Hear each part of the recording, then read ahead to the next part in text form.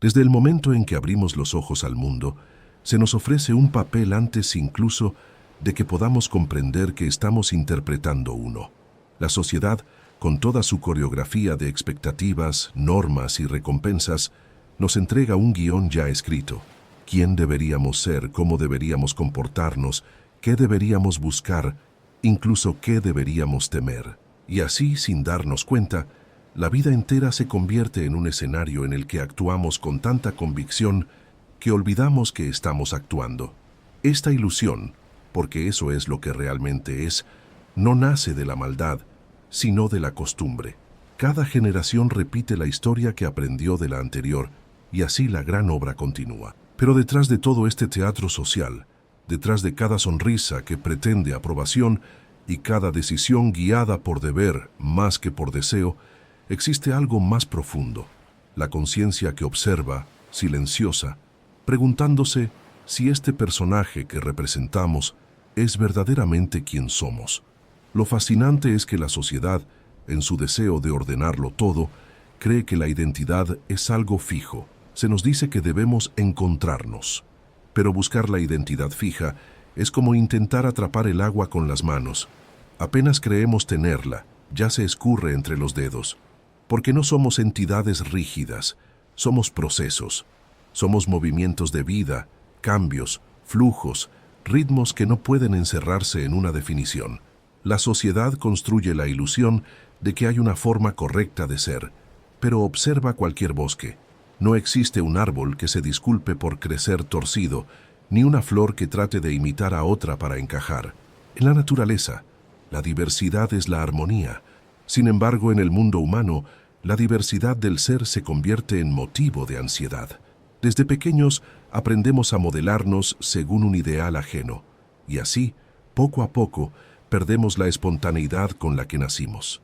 Cuando alguien comienza a ver más allá de esta ilusión, cuando empieza a cuestionar el guión, ocurre algo revelador. Empieza a notar que mucho de lo que consideraba yo era apenas un reflejo de lo que otros querían ver.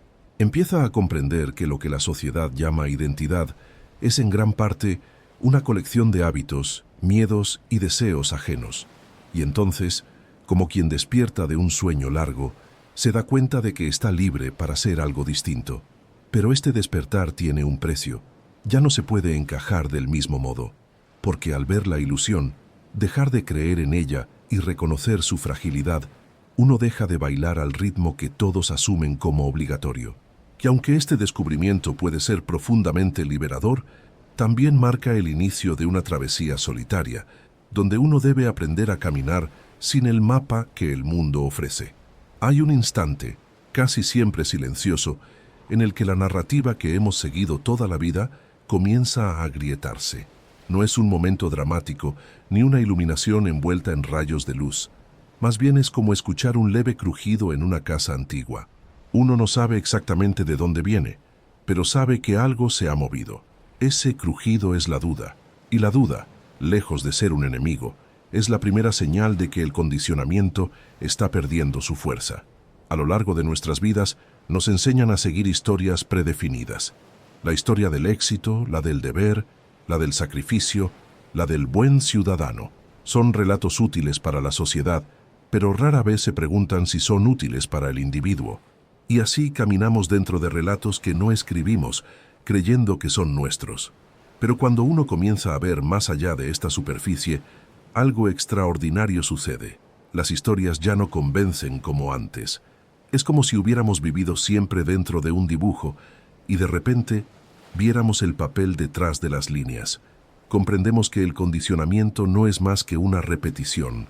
Nos dicen cómo pensar, cómo responder, cómo ser, y todo eso se convierte en un patrón automático. Pero la vida no es automática. La vida es espontánea, impredecible, fluida, y ver esa contradicción abre una grieta en la narrativa social. Lo interesante es que este despertar no consiste en rechazarlo todo. Alan Watts siempre insistía en que no se trata de oponerse al mundo, sino de verlo con claridad. El condicionamiento no es un villano, simplemente es limitado. Sirve a quienes aceptan su estructura sin mirar demasiado profundo. Pero quienes sienten esa fractura, Quienes perciben que la historia completa no está siendo contada, comienzan a moverse desde otro lugar. Cuando uno ve más allá del condicionamiento, ya no puede creer ciegamente en los roles asignados. Ya no puede aceptar que el valor de la vida está en alcanzar metas externas, ni que la felicidad depende de la aprobación. Todo eso empieza a desvanecerse como niebla al sol, y lo que queda es algo desconcertante, un espacio vacío. Un espacio donde la antigua narrativa ya no explica nada, pero la nueva aún no ha emergido. Ese vacío es aterrador para muchos, porque la sociedad nos entrenó para temerlo. Sin embargo, es en ese espacio donde la libertad se vuelve posible. Es ahí donde uno puede observar la vida sin filtros, sin expectativas heredadas, sin ese ruido constante que dice, sé esto, no aquello. Ver más allá de la ilusión no significa tener todas las respuestas. Al contrario, significa tener el valor de sostener la pregunta sin desesperación, comprender que el condicionamiento es solo un marco y que la verdadera vida ocurre antes de que la mente intente definirla. Cuando alguien comienza a ver más allá de la ilusión social, algo profundo sucede en su interior. La pertenencia, que antes parecía natural y garantizada, empieza a sentirse como un traje que ya no encaja. Es como si todas las conversaciones, expectativas y ceremonias de la vida cotidiana continuaran igual, pero uno ya no pudiera participar de ellas sin sentir una extraña distancia. No es rechazo, es claridad, y con esa claridad llega una sensación de desajuste, como despertar en un lugar que antes creíamos hogar, pero que ahora se revela ajeno. Esta crisis de pertenencia no es una falla, es, en esencia, una señal de que uno ha dejado de vivir bajo la hipnosis colectiva. Es el momento en que uno se da cuenta de que muchas de las conexiones que creía auténticas estaban basadas en personajes, el personaje que uno interpretaba y el que los demás interpretaban. Y cuando la máscara cae, aunque la verdad sea liberadora, también deja el frío del aire en la piel. La sociedad nos enseña a temer el aislamiento, a sentir que no pertenecer es sinónimo de estar perdidos. Sin embargo, esta incomodidad no nace porque el individuo esté roto, sino porque ha dejado de encajar en un molde que nunca estuvo hecho a su medida. Es la fricción natural de intentar vivir sin un rol predeterminado en un mundo que se organiza precisamente a partir de roles. La crisis se intensifica cuando uno nota que ya no puede seguir los rituales del comportamiento social sin sentir que algo esencial se traiciona. Las pequeñas conversaciones vacías, las opiniones repetidas como mantras, las conductas aprendidas, todo esto se vuelve transparente, casi cómico en su artificialidad. Y entonces surge una pregunta inevitable. Si no encajo aquí, ¿dónde encajo? Alan Watts recordaba que esta pregunta es en realidad un eco del ego buscando un territorio donde afirmarse, porque el verdadero yo, ese que observa, que respira silencioso detrás de todos los pensamientos, no necesita pertenecer a nada para existir. La sensación de no encajar es una convulsión del ego al perder sus referencias, no una carencia del ser. Lo paradójico es que esta etapa, aunque incómoda, es profundamente fértil. Es el punto en el que se revela que la pertenencia más valiosa no es la que se obtiene al adaptarse, sino la que surge al ser completamente auténtico. Pero antes de llegar ahí, es inevitable pasar por ese túnel de desorientación donde todo lo familiar parece extraño y uno descubre que la libertad y la soledad, al principio, se parecen mucho. La crisis de pertenencia no marca el fin del camino, sino el comienzo de una vida más honesta, una vida en la que ya no buscamos encajar en la sociedad, sino comprender nuestro lugar en el flujo más amplio de la existencia. Y cuando este entendimiento comienza a asentarse, el individuo descubre que la verdadera pertenencia no depende de la sociedad, sino de la íntima armonía con uno mismo. Cuando uno se desprende de la ilusión social, surge una forma de libertad que no se parece a la que se suele promover en el mundo moderno. No es la libertad del consumo, ni la de elegir entre múltiples caminos que, en esencia, llevan al mismo destino. Es una libertad interior, silenciosa, difícil de describir pero imposible de ignorar. Es el descubrimiento de que la vida no es un problema que resolver, sino una danza que se experimenta momento a momento. Al ver más allá del sistema, de sus promesas, de sus amenazas, de sus recompensas artificiales, uno se da cuenta de que gran parte del sufrimiento humano proviene de intentar controlar lo incontrolable. La sociedad intenta domesticar la existencia imponiendo reglas fijas, como si la vida fuera una máquina que responde mecánicamente a cada estímulo. Pero la vida, como diría Watts, es más parecida al fluir del agua, siempre cambiante, siempre libre, siempre encontrando su camino sin necesidad de fuerza o voluntad. El desapego del sistema no significa huir del mundo ni volverse un ermitaño. Significa participar en la vida sin quedar atrapado por ella. Significa trabajar, amar, decidir y moverse sin otorgar a estas acciones el peso dramático con el que la sociedad las carga. Uno deja de vivir para la aprobación, para la acumulación o para la comparación, y comienza a vivir desde un espacio de autenticidad natural. Lo curioso es que esta libertad interior no se siente como un logro, sino como un regreso. Es como recordar algo que siempre estuvo ahí, pero que habíamos olvidado bajo capas de condicionamiento. Descubrimos que no necesitamos esforzarnos para ser alguien, porque ya somos. La vida se vuelve más ligera no porque cambien las circunstancias, sino porque cambia la referencia desde la cual las miramos. El sistema pierde su poder cuando dejamos de creer en su narrativa única.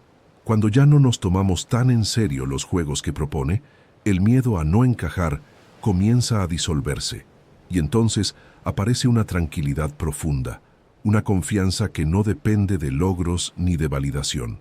Es la confianza de ser parte del proceso total de la existencia, sin necesidad de probar nuestra valía a través de símbolos externos. Pero esta libertad tiene un precio. Quienes permanecen atrapados en la ilusión a menudo no la comprenden.